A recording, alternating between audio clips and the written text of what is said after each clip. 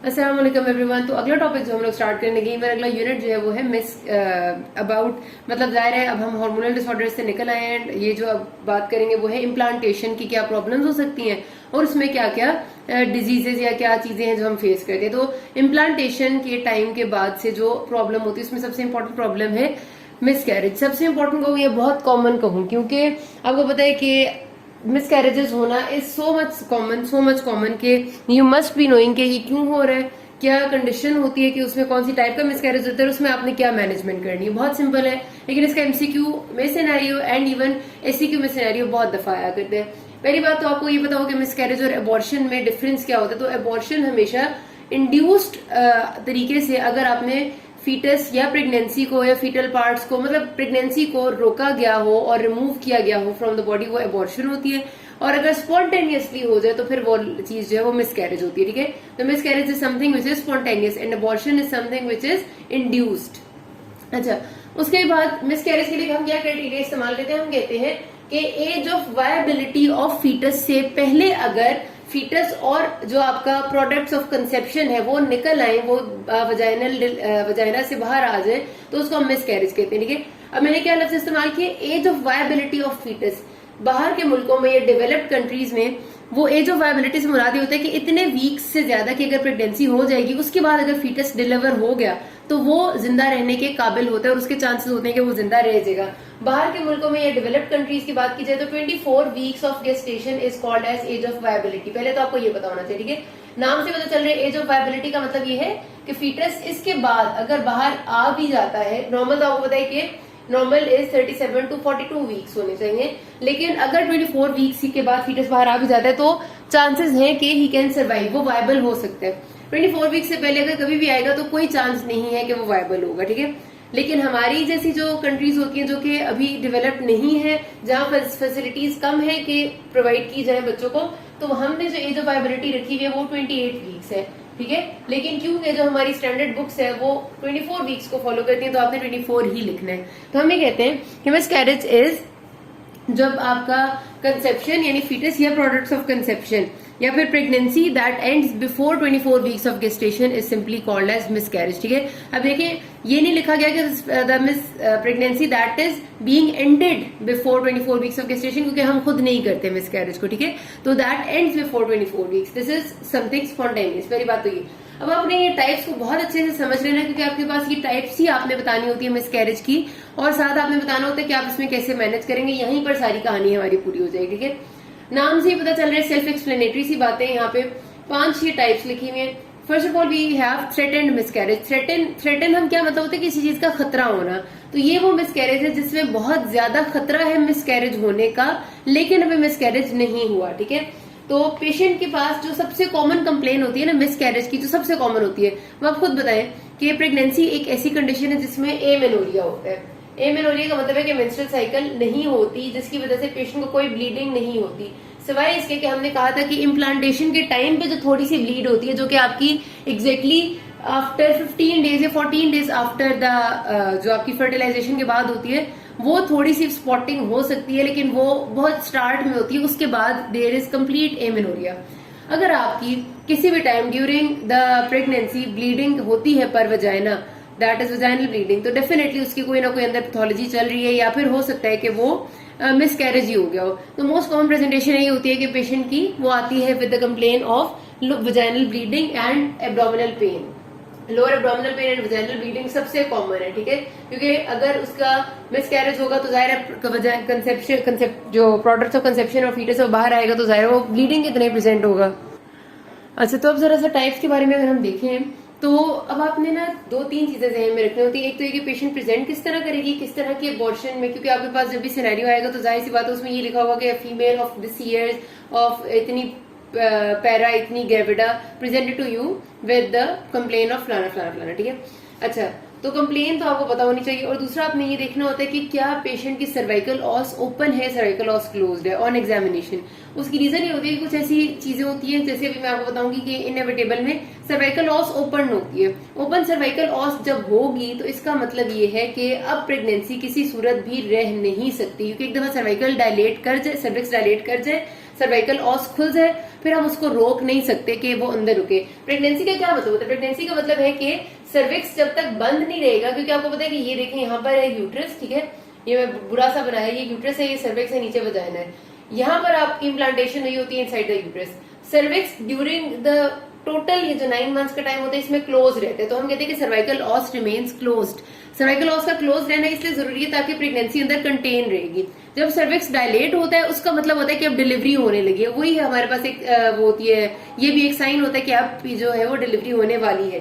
तो अगर सर्वाइकल ऑस खुल गई है तो देयर इज नो चांस कि हम उसको बंद कर सके, और अब ये प्रोसेस एक दफा शुरू हो गया है डिलीवरी का, और ये अब होके ही खत्म होगा, ठीक है। तो इसलिए ये चीज देखना बहुत ज्यादा जरूरी है, और फिर हम देखेंगे कि हमने उसको पेशेंट को मैनेज किस तरह से। अच्छा जी, तो अब स्टार्ट करते हैं इसकी टाइप्स के बारे में। तो टाइप्स में हमारे पास आपने ना पहली बात तो ये देखनी होती है कि दो चीजें, एक तो ये कि सर्वाइकल ऑस का स्टेटस क्या है जो आपके पास आएगा, तकरीबन हमेशा ही आपके सिनेरियो में लिखा हुआ आएगा। फीटल हार्ट साउंड्स आ रही है कि नहीं आ रही, और पेशेंट की प्रेजेंटेशन क्या है। फिर हम देखते हैं कि कौन सी टाइप है और उस हिसाब से मैनेज करते हैं। अब कुछ सिलसिला यूं है सर्वाइकल लॉस के बारे में, क्या होता है कि जब प्रेगनेंसी होती है तो इसका मतलब है कि इम्प्लांटेशन हुई है यूट्रस के अंदर, और यूट्रस का सबसे पहला जो बाहर से ताल्लुक बनता है वो सर्विक्स के साथ बनता है, ठीक है। यहाँ पर सर्विक्स पड़ा हुआ है, तो पूरी की पूरी जो प्रेगनेंसी के 9 मंथ्स होते हैं उसमें सर्वाइकल ऑस यानी सर्विक्स की जो ओपनिंग है वो क्लोज रहती है। वो क्लोज रहेगी तो ऊपर प्रेगनेंसी ऊपर ही रहेगी, कंटेन रहेगी। जब सर्विक्स डायलेट हो जाता है ये वो वाली निशानी होती है हमारे पास कि अब डिलीवरी होने वाली है, और एक दफा जब सर्विक्स डायलेट हो जाए तो हम उसको रोक नहीं सकते। उसका मतलब होता है कि अब डिलीवरी का प्रोसेस शुरू हो गया और ये अब पूरा करके ही खत्म होगा, उससे पहले खत्म नहीं होता, ठीक है। तो जब आपके पास एक फीमेल आती है जो कि सपोज 6 वीक्स या 7 वीक्स ऑफ गेस्टेशन की है, and she presents with vaginal bleed and 6 weeks of amenorrhoea और साथ लोअर एब्डोमिनल पेन, तो हम देखते हैं कि सर्वाइकल ऑस खुली है या नहीं खुली, और फीटल हार्ट साउंड है या नहीं।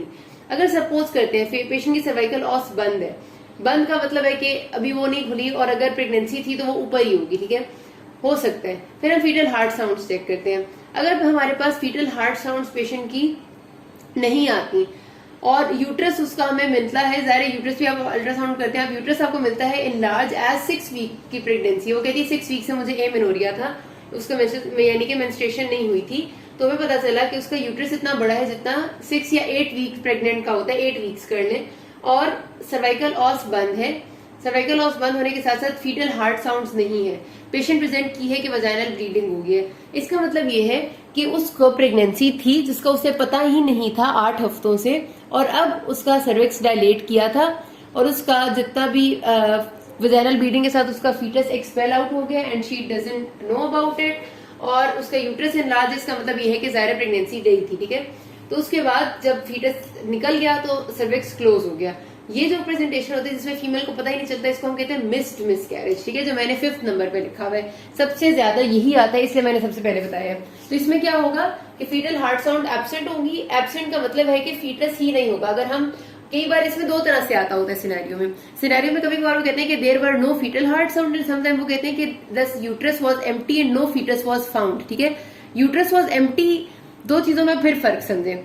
यूट्रस वाज एम्प्टी का मतलब है कि यूट्रस इज इनलार्ज्ड लेकिन उसके अंदर कोई फीटस नहीं है, और जब यूट्रस भी इनलार्ज नहीं होता, यूट्रस भी सारा का सारा खाली हो चुका होता है, वो होता है कंप्लीट मिसकैरेज में।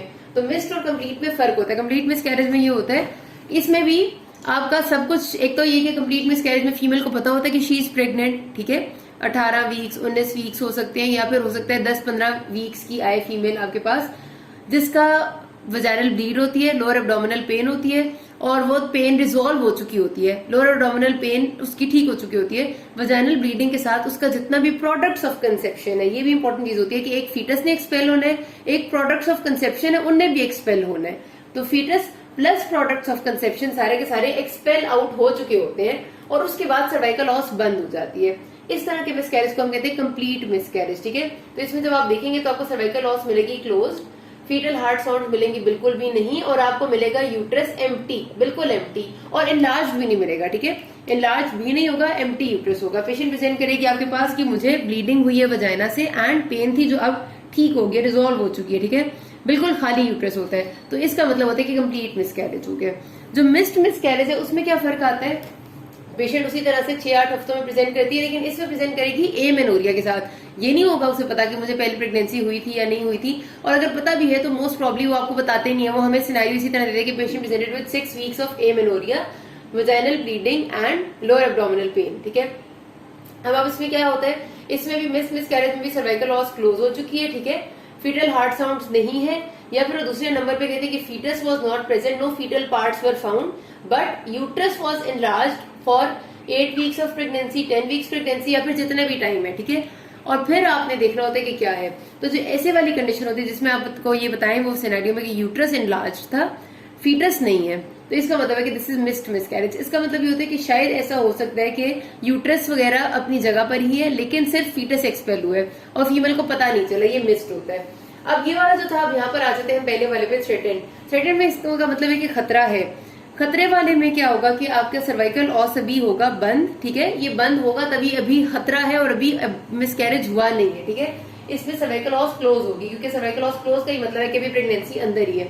फीटल हार्ट साउंड इसमें पॉजिटिव होगी, हमें सुनाई देंगी, मतलब फीटस भी अभी अंदर है एंड अलाइव है, लेकिन पेशेंट को थोड़ी बहुत vaginal bleeding and lower abdominal pen है। जब थोड़ी बहुत vaginal bleeding and lower abdominal pen उसको हो रही है, इसका मतलब ये है कि हो सकता है कि पेशेंट का कोई ना कोई रिस्क फैक्टर मौजूद है जिसकी वजह से उसको ये प्रॉब्लम यानी मिसकैरेज हो सकता है। तो हम देखते हैं, उसको एवेलुएट करते हैं कि क्या ऐसा रिस्क फैक्टर है जो कि खतरे में लाया हुआ है जो प्रेगनेंसी को, और पेशेंट को हल्की फुल्की ब्लीडिंग हो रही है। हम उस रिस्क फैक्टर को एलिमिनेट करने की कोशिश करते हैं। अब अगर वो रिस्क फैक्टर पेशेंट में प्रोजेस्टेरॉन का लेवल लो होना है, क्योंकि आपको पता है प्रेगनेंसी जो अर्ली वीक्स में मेंटेन है वो प्रोजेस्टेरॉन की वजह से, सबको ये बात पता है। ठीक है, लेटर वीक्स में और अर्ली वीक्स में क्या, लेटर वीक्स में प्रोजेस्टेरॉन की वजह से, अर्ली वीक्स में जो प्रोजेस्टेरॉन प्रोड्यूस करता है वो कॉर्पस ल्यूटियम करता है। Up to 16 weeks of pregnancy corpus luteum ने प्रोजेस्टेरॉन को मेंटेन रखना होता है, और ये जब हाई लेवल पे यानी मेंटेन रहता है तो प्रेगनेंसी भी मेंटेन रहती है। कुछ फीमेल्स में कॉर्पस ल्यूटियम जल्दी डीजेनरेट करने लग जाता है। जब वो जल्दी डीजेनरेट करने लग जाता है तो उनमें प्रोजेस्टेरॉन का लेवल लो हो जाता है। जब उनमें प्रोजेस्टेरॉन का लेवल लो होता है तो रिजल्टेंटली उनके हल्की फुल्की सी वजाइनल ब्लीडिंग शुरू हो जाती है, जो इस बात की निशानी होती है कि प्रोजेस्टेरॉन के लेवल लो है और प्रेगनेंसी का हाई खतरा है कि ये लूज हो जाएगी, यानी थ्रेटेंड मिसकैरेज का खतरा है। उस केस में हम उनके प्रोजेस्टेरॉन के लेवल्स को इवेलुएट करते हैं, और अगर हमें लगता है कि वो नॉर्मल नहीं है तो हम उनको बाहर से प्रोजेस्टेरॉन के इंजेक्शंस देते हैं ताकि जो खतरा है वो कम हो जाए, या फिर वही बात है किसी और रिस्क फैक्टर को हम ढूंढते हैं कि कोई इन्फेक्शन तो नहीं पेशेंट को हुआ, कोई यूट्रस में एबनॉर्मेलिटी तो नहीं है जिसकी वजह से उसको थ्रेटन मिसकैरेज का खतरा है। हालांकि फीटल हार्ट साउंड्स भी आ रही हैं, सर्वाइकल लॉस भी बंद है, तो फिर रिस्क फैक्टर को ढूंढना होता है। इनएविटेबल मिसकैरेज वो वाला है जिसको हम रोक नहीं सकते, जिसने होना ही होना है, और वो किस सिचुएशन में होता है, जब आपकी सर्वाइकल ऑस ओपन हो जाए। मैंने भी आपको बताया कि एक दफा सर्वाइकल ऑस खुल गई तो फिर हम इस मिसकैरेज को होने से रोक नहीं सकते, वो इनएविटेबल हो जाता है। तो इसमें सर्वाइकल ऑस भी ओपन होती है एंड फीटल हार्ट साउंड भी खत्म हो चुकी होती है, नेगेटिव होती है, यानी कि आपको नहीं सुनाई देती। और अगर किसी का अभी आपके पास वो प्रेजेंट की है, सर्वाइकल ऑस बंद है, फीटल हार्ट साउंड नहीं है, इसका मतलब है, और फीटस प्रेजेंट है, ठीक है, तो इसका मतलब है कि डेड फीटस उसके अंदर पड़ा हुआ है। तो डेड फीटस भी जब अंदर पड़ा हुआ होता है तो बॉडी फिर उसको अपने अंदर रखती नहीं है और वो भी एक्सपेल हो जाता है, तो उसको भी हम इनएविटेबल मिसकैरेज में लेके आते हैं। ठीक है, यानी कि अगर ज़ाहिर डेड फीटस अंदर पड़ा हुआ है तो उसको रहने का भी कोई फायदा नहीं है, तो उस केस में भी फिर आप बल्कि पेशेंट को साथ हेल्प आउट करते हैं बाय गिविंग डिफरेंट मेडिसिन कि उसका सर्विक्स डायलेट करे और फीटस को वो एक्सपेल कर दे। तो इनएविटेबल एक ऐसा मिसकैरेज है जो कि रोका नहीं जा सकता किसी सूरत भी। दो तरह से ये प्रेजेंट कर सकता है, या तो close cervical os and absent fetal heart sounds यानी डेड फीटस के साथ, तो हम तब क्या करते हैं, तब हम उसकी मेडिकल मैनेजमेंट करते हैं कि हम पेशेंट को ऐसी मेडिसिन देंगे, यानी हम उसको डायलेटर्स ऑफ सर्वाइक जो देंगे, प्रोजेस्टेरॉन को बीच में से निकाल देंगे, और हम उसको साथ प्रोस्टाग्लैंडिन्स देंगे, जिससे क्या होता है डायलेशन होती है, सर्विक्स डायलेट करता है और जो डेड फीटस है वो एक्सपेल कर जाए। दूसरी प्रेजेंटेशन हो सकती है सर्विक्स ओपन हो गया, सर्विक्स ओपन हो जाए तो भी प्रेगनेंसी को जाया होना ही होना होता है और हम उसको रोक नहीं सकते। उस केस में भी पहली चीज ये होती है कि हम वेट एंड वॉच करते हैं। वेट एंड वॉच का मतलब है कि हम देखते हैं कि क्या खुद ब खुद ये सारा प्रोसेस हो जाएगा, नहीं हो रहा होता तो फिर हम उसकी हेल्प आउट करते हैं कि इसी तरह मेडिसिन देके कि वो जल्दी से एक्सपेल कर दे, और अगर पेशेंट हैवी ब्लीड कर रही होती है तो फिर हम उसको सर्जिकल ट्रीटमेंट देते हैं। ठीक है, देन आ जाता है इनकम्प्लीट मिसकैरेज। इनकम्प्लीट का मतलब ये है कि आधी चीजें निकल गई हैं, आधी बीच में ही फंस गई हैं। तो इसमें क्या होगा, आपको मिलेगा कि फीटल हार्ट साउंड तो नहीं है, क्योंकि डेफिनेटली फीटस ही एक्सपेल हो चुका होता है, पेशेंट प्रेजेंट उसी तरह करती है वजाइनल ब्लीडिंग के साथ एंड पेन के साथ। इसमें होगा ये कि फीटल हार्ट साउंड नहीं, क्योंकि फीटस निकल चुका होता है, प्रोडक्ट्स ऑफ कंसेप्शन अंदर ही रह जाते हैं और वो सर्वाइकल ऑस में जाके फंस जाते हैं, ऊपर भी नहीं होते, सर्वाइकल ऑस में फंस जाते हैं। तो इस केस में सर्वाइकल ऑस खुली होती है लेकिन प्रोडक्ट्स ऑफ कंसेप्शन फंसे हुए होते हैं बीच में, और फीटल हार्ट साउंड डेफिनेटली नहीं होंगी। तो इस केस में हमने पेशेंट की थोड़ा सा सर्विक्स में से वो सारी चीजें सर्जिकली निकालनी होती है, मतलब उसको सर्जिकल मैनेजमेंट में हम लाते हैं। तो ये इसकी 4-5 टाइप्स हैं जो आपने याद रखनी है, मैंने आपको बता दिए। अगर सिनेरियो में सबसे ज्यादा मिस्ड आता है कि फीमेल ऑफ, अच्छा सिनेरियोज में ना अक्सर लिखा होता है उन्होंने P और 3 जैसे है एंड G1 है और साथ उन्होंने A के साथ कुछ लिखा होता है, A0 कुछ इस हिसाब का, ठीक है, मतलब आगे पीछे ऐसी कोई चीज। तो जब भी ऐसा है ना, इसका मतलब होता है कि एक फीमेल है जो कि पैरा 3 है, P स्टैंड्स और पैरा।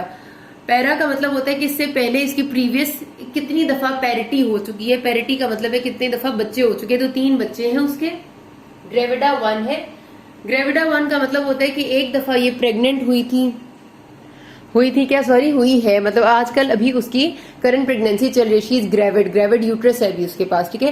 एंड ए का मतलब होता है कि कोई अबॉर्शन यानी कि मिस कैरेज हुआ या नहीं हुआ, ठीक है। तो मिस कैरेज के लिए ए का लफ्ज इस्तेमाल करते हैं। A0 का मतलब है कि there is no miscarriage और अबॉर्शन की हिस्ट्री।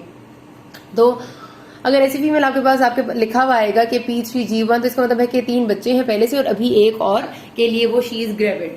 अच्छा, तो मैं आपको बताई थी कि अगर आपके पास सिनेरियो ज्यादा से ज्यादा मिस्ड का आता है जिसमें कहते हैं कि इस तरह की कोई फीमेल आपके पास प्रेजेंट की, जिसमें ऐसा कुछ लिख देते हैं शुरू में जिसकी कोई थोड़ी बहुत इंपॉर्टेंस होती है definitely, with 8 weeks of amenorrhoea, vaginal bleeding and lower abdominal pain, on examination cervical os is closed and no fetal heart sounds are present, या फिर वो कहते हैं कि fetal pole is present but fetus is absent, या फिर वो कहते हैं कि fetus is not there but uterus is enlarged for 8 to 10 weeks of pregnancy, what is your diagnosis, missed abortion, how will you manage the patient.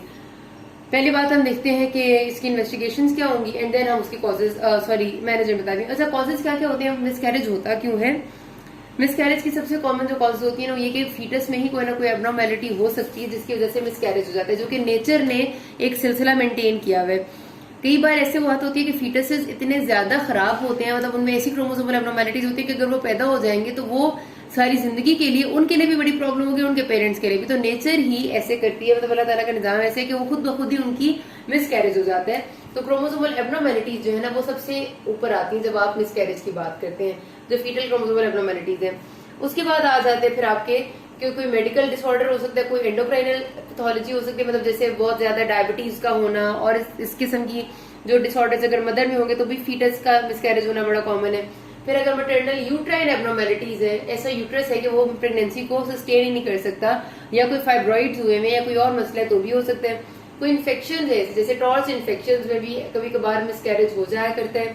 And then कोई drugs या chemicals का exposure है या फिर रेडिएशन का exposure है, this can also cause miscarriage, और खासतौर पे ऐसे ड्रग्स जो कि अबॉर्शन इंड्यूसर्स होते हैं, ठीक है, वो भी आपका मिसकैरेज करा सकते हैं। आपने जो फीमेल आई उसकी क्या करनी है, इन्वेस्टिगेशन हमेशा आपने एब्डोमिनो पेल्विक एग्जामिनेशन करनी है, ये बहुत जरूरी है। और इसी पे हम बता दें कि सर्वाइकल ऑस कैसा है, ओपन है, क्लोज है, कोई मास एक्स्ट्रा तो नहीं है। फिर आपने उसका transabdominal and transvaginal ultrasound scan करना होता है, जिससे आपको पता चलता है कि आइदर यूट्रस एनलार्ज है, यूट्रस एनलार्ज नहीं है, कोई फीटस अंदर प्रेजेंट है या नहीं, ठीक है। एंड हीमोग्लोबिन यानी ब्लड ग्रुपिंग करते हैं, और आप क्रॉस मैचिंग करते हैं देखने के लिए कि कोई उसका ब्लड ग्रुप क्या है फीमेल का। और ऐसा तो नहीं कि आपको पता है जो रीसस इनकम्पेटेबिलिटीज होती है ना, RH इनकम्पेटेबिलिटी, उसमें भी मिसकैरेज हो जाता है, तो आप ये भी जरूर करते होते हैं। एंड देन मैनेजमेंट की 3 चीजें, expectant management, medical and surgical. Expectant का मतलब होता है wait and watch. Wait and watch आप उसमें चीजें करते हैं जिसमें आपको पता है कि फीमेल की हालत ज्यादा खराब नहीं है, वो हेविली ब्लीड नहीं कर रही और आपको चांसेस है कि वो खुद ब खुद ही ठीक हो जाएगी। जैसे कंप्लीट अबॉर्शन में, इसमें हमारे पास क्योंकि सब कुछ अबॉर्ट हो चुका होता है, पेशेंट की पेन रिजॉल्व कर चुकी होती है, तो हमसे वेट एंड वॉच कहते हैं, और हम उसको इंडिकेट करते हैं कि 3 वीक्स बाद अपना प्रेगनेंसी टेस्ट करें, यूरिन प्रेगनेंसी टेस्ट। अगर वो पॉजिटिव आता है तो हमारे पास आ जाए, अगर वो नेगेटिव आता है इट मीन्स के सब कुछ ठीक है। स्कैन भी नहीं करते हैं, अल्ट्रासाउंड भी करने की जरूरत नहीं होती। इसी तरह एक्सपेक्टेंट मैनेजमेंट किसमें हो सकती है, इनएविटेबल मैनेज, जो आपकी प्रेगनेंसी है ना, मिसकैरेज है, उसमें भी आप शुरू में एक्सपेक्टेंट कर सकते हैं। मतलब अगर पेशेंट का सर्वाइकल लॉस डायलेट करके और आपको पता है कि अब इससे डिलीवर होना ही होना है, तो you can wait and watch कि वो खुद ही डिलीवर हो जाए, आपको कुछ ना करना पड़े, ठीक है। तो इनमें आप वेट एंड वॉच करते हैं, एक्सपेक्टेंट मैनेजमेंट करते हैं। एंड थ्रेटेंड में मैंने आपको बताया कि आप पहले पेशेंट को रिस्क फैक्टर्स को आइडेंटिफाई करके सपोर्ट देने की कोशिश करते हैं, यानी प्रोजेस्टेरॉन देते हैं, या कोई ऐसी चीज अगर है जो कि उसको खतरे में डाल रही है तो उस खतरे को रिमूव करने की कोशिश करते हैं। मेडिकल मैनेजमेंट का मतलब है कि हम पेशेंट को एड करेंगे मिसकैरेज करने में। वो कब होगा, वो तब होगा जब ये एक तो इनएविटेबल मिसकैरेज वाली बात आ गई है कि सर्वाइकल लॉस खुल गई है लेकिन पेशेंट जो है वो डिलीवर नहीं कर रही और बहुत ज्यादा पेन में है। उसमें फिर हम क्या करते हैं कि हम उसकी हेल्प आउट करने के लिए या तो मिसोप्रोस्टोल देते हैं। Misoprostol is basically prostaglandin agonist, ठीक है, प्रोस्टाग्लैंडिन की तरह होती है। प्रोस्टाग्लैंडिन करते हैं वेजोडायलेशन, डायलेशन जब ये जाके करते हैं, दूसरा ये करते हैं लेबर को इंड्यूस करते हैं, कॉन्ट्रैक्शंस इंक्रीज कराते हैं। कॉन्ट्रैक्शंस इंक्रीज होंगी तो पेशेंट को लेबर करने में यानी कि डिलीवर करने में आसानी होगी और जल्दी डिलीवर कर लेगी। इसी तरह दूसरी ड्रग होती है मिफेप्रिस्टोन। मिफेप्रिस्टोन इज ये जो आपकी प्रोजेस्टेरॉन की एंटेगोनिस्ट है। तो प्रोजेस्टेरॉन ने ही सारी की सारी प्रेगनेंसी को मेंटेन किया हुआ था। जब हम प्रोजेस्टेरॉन एंटेगोनिस्ट देते हैं तो प्रेगनेंसी खत्म हो जाती है। तो इस वजह से मतलब वो ज़्यादा मेंटेन नहीं रह सकती। तो अगर हमने इनएविटेबल मिसकैरेज जिससे होना ही होना है और हम पेशेंट को हेल्प आउट कर रहे हैं होने में, उसमें दे सकते हैं। फिर जो आपकी इवन मिस्ड मिसकैरेज है, मिस्ड मिसकैरेज में क्योंकि उसका फीटस एक्सपेल हो चुका होता है, बाकी चीजें रह जाती हैं कुछ ना कुछ हद तक अंदर ही यूट्रस में, सर्वाइकल ऑस में नहीं, यूट्रस में फंसी रहेंगी। तो उसमें हम फिर ये दोनों ड्रग्स देते हैं, प्रोस्टाग्लैंडिन्स भी और मिसोप्रोस्टोल, ये मिफेप्रिस्टोन भी, ताकि जो उसका रह गया वो सब कुछ निकल आए। तो ये मेडिकल मैनेजमेंट आप इनमें करते हैं। सर्जिकल मैनेजमेंट आप तब करते हैं जब आपकी पेशेंट बहुत हेवीली ब्लीड कर रही है, वो वाइटली अनस्टेबल है, या फिर आपका इनकम्प्लीट मिसकैरेज है जिसमें चीजें सर्वाइकल ऑस में फंसी हुई है, ठीक है। तो सर्वाइकल ऑस में फंसी हुई होंगी तो फिर आप सिंपली वैक्यूम एस्पिरेशन करके सर्वाइकल ऑस से निकाल देंगे, लेकिन आपको खतरा होता है कि डैमेज ना हो जाए, तो आपने उसका ध्यान रखना होता है। अदर देन दैट, अगर आपने पेशेंट बहुत हेवीली ब्लीड करी है और आपकी इनएविटेबल मिसकैरेज की पेशेंट है और आपने उसको निकालना है सारा सर्जिकली, तो फिर आपके पास एक तरीका होता है मैनुअल वैक्यूम एस्पिरेशन, जिसमें सिंपली आपकी एक डिवाइस होती है प्लास्टिक की, जो अंदर आप इंसर्ट करते हैं, वो एक वैक्यूम क्रिएट करती है और सारे प्रोडक्ट्स ऑफ कंसेप्शन को एस्पिरेट कर लेती है। तो एक ये होता है, एक होता है dilation and cautery. Dilation and cautery का मतलब ये होता है कि आप सर्विक्स को डायलेट करते हैं एंड देन कॉटराइज कर देते हैं सारे स्ट्रक्चर्स को, वो भी खत्म कर देती है प्रेगनेंसी को। तो ये आपके सर्जिकल प्रोसीजर्स होते हैं, लेकिन इनमें खतरा ये होता है कि परफोरेशन, डैमेज, एक्सेसिव ब्लीडिंग का होने का खतरा है, तो इसलिए स्किलफुल हैंड्स इनको करते हैं। तो यहाँ पर और काउंसलिंग कभी भी नहीं भूलना, मिसकैरेज के में कभी भी नहीं भूलना कि काउंसलिंग लिख लें, क्योंकि पेशेंट बहुत डिस्ट्रेस में होते हैं, तो आपको उसे बताना होता है कि इसमें आपका कोई कसूर नहीं है। एंड देन काउंसलिंग में दूसरी इंपॉर्टेंट चीज होती है कि आपके पास नेक्स्ट प्रेगनेंसी नॉर्मल होने का चांस कितना है, ये भी बताना होता है। और ये आप तभी बता सकेंगे जब आपने खुद देखा होगा कि इस बार मिसकैरेज की कॉज क्या थी, क्यों हुआ मिसकैरेज, तभी आपको पता चलेगा कि अगली बार क्या मिसकैरेज ही होगा या फिर नॉर्मल प्रेगनेंसी हो सकती है। तो यहाँ पर बात खत्म करते हैं, किसी कोई मसला के नाम नहीं। Thank you.